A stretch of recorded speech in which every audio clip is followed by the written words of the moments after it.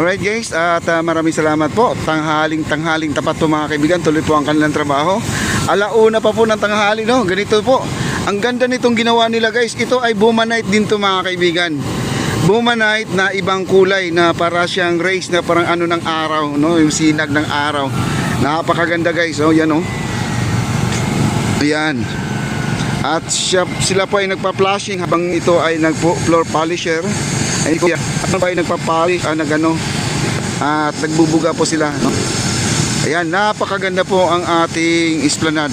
Talagang hindi po tinipid po ang kanilang mga ginamit dito. At para lang din sa ating mga namamasyal dito ay para safe lang po yung kanilang pagpunta. Ayan po, ang ganda guys, oh. Wow.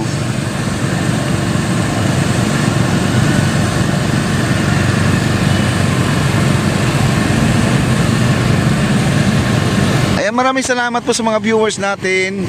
At dito mga kaibigan, yung gitna na to, napapansin nyo, mayroon na mga tumutubo dito na di ko alam kung anong klaseng parang sibuyas, no? Parang sibuyas. Ayan guys, meron na po dito nagbubunot ng ayan mga, yung mala sibuyas po, kinukuha na po yung mga kaibigan. Ayan, tanong natin kay ate kung baka yun ang tinatawag natin na paragis guys, no? Baka yun ang paragis, yung mga parang sibuyas. Ayan si ate, sila po ay magla-landscape ngayon dito. Ma'am, anong pangalan ng damo na yan? Yun ba ang paragis? Di, yung parang sibuyas. Yun. Ay, paragis, oo, paragis nga yan. Yung kinukuha mo, paragis yan. Ayan guys, ito yung paragis guys, oh. Ayan. Ayan ang paragis. Yan po ay talagang iniinom na. Kung meron kayong ganyan sa bahay, ay lagain nyo, pwede yung at nakakadagdag ng malaking tulong po sa ating katawan yan, sa health natin. Paragis po, yung kayo ay nangihina, ayan po, number 1 po yung paragis. At lumalakas daw kayo dyan. Ayan o, napapansin ko hindi binubunot ni ate yung paragis. Yung malasibuyas lang, di ko alam kung ano yung pangalan yung malasibuyas na yan. Ayan. Wow, ang ganda ng ating plaza guys. Ang ganda-ganda na, no?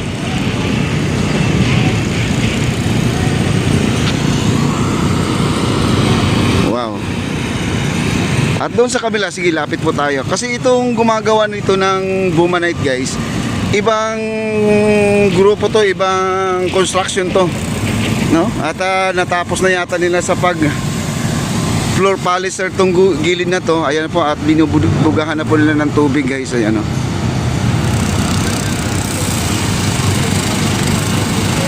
Grabe, ang ganda ang maganda kasi dito, nagdagdag pa sila ng mga halaman. Ang daming halaman po ang nilalagay po nila.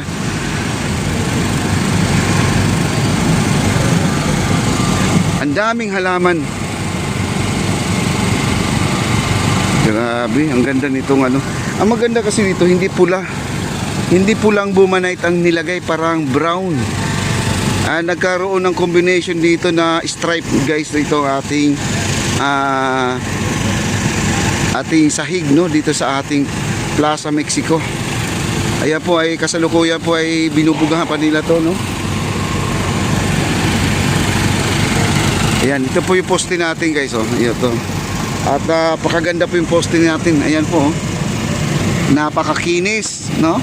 At wala pa siyang sa ulo. Oy, ayun na, nilagyan na pala nila guys. Oh, wow, surprise. Yan. Okay, doon naman sa kabila ay meron na po tayong spotlight, no? At solar. Tawag po yan, solar. Hi, sir. Ayun. Okay lang yan, pag ganyan lang mga damit ninyo. Oo. Pero pag yung mga malaki ninyo. Oo.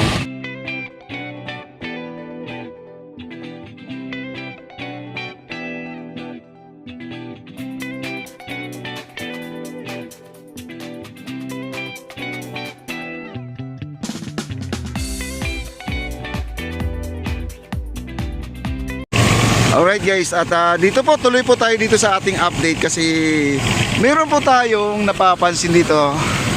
Yung ating pinakadulo, yun. Ay hindi pa po siya nabuhusan. Pero tapos na po, naiurong na po nila dito. Medyo malapad na po ang ating walkway. Medyo okay na po, hindi na po siya hindi na po siya nakasagabal dito sa ating bangketa. At passable na po niyan kung tayo ay maglalakad dito. Nanggagaling po tayo ng Esplanade doon sa kabila. Papunta tayo ng Intramuros, dito na po tayo dadaan. Pwede rin dito sa malaking plaza natin.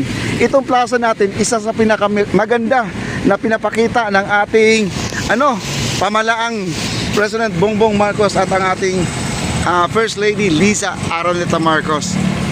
At ito po ay wala na po tayong tinatago dito dahil lumabas na po ang totoong ganda. At ang ganda kasi nito, guys, ang landscape kasi nila, sila na rin kasi balik kompleto po ito. Ito ay kasamahan po ng Trilex at sila Kuya Paul at si Foreman Canoy ay isa po sa nakasama po natin doon sa Phase 1C.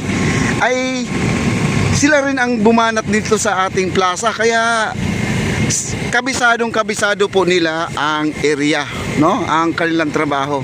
Ayan po si ate, oh. Ayan. At siya po ay naglilinis, at tinatanggalan lang yung mga Carabao grass. Doon naman sa dulo, ayan, ang daming halaman doon, maganda na po. Ayan, maganda na po siya. Yun po ang napakaganda pong lugar na pasyalan doon sa dulo na yan dahil meron siyang lilim. May lilim na siya at hindi na po tayo maiinitan. Wow, grabe. Ito yung napakaganda talaga. Yung sinasabi ninyo na vandalism dito, wag po kayo mag-alala kasi ito ay ayusin na rin to. Kasi pintura lang naman to, guys. Itong vandalism dito, madali lang naman tanggalin to. Hindi naman ito ay nakakasagabal. Pero hanggat maaari, itong mga nagbabandalism dito, ay managot din sila dito. Kung nagsusulat-sulat sila dyan, sila na rin ang magpipintura, guys.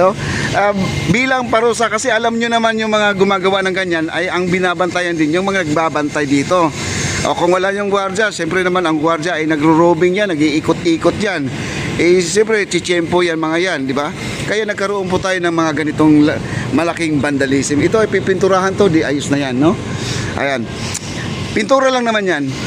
Tapos ang ating yung upuan doon, guys, pupuntahan natin yung upuan doon, Wow.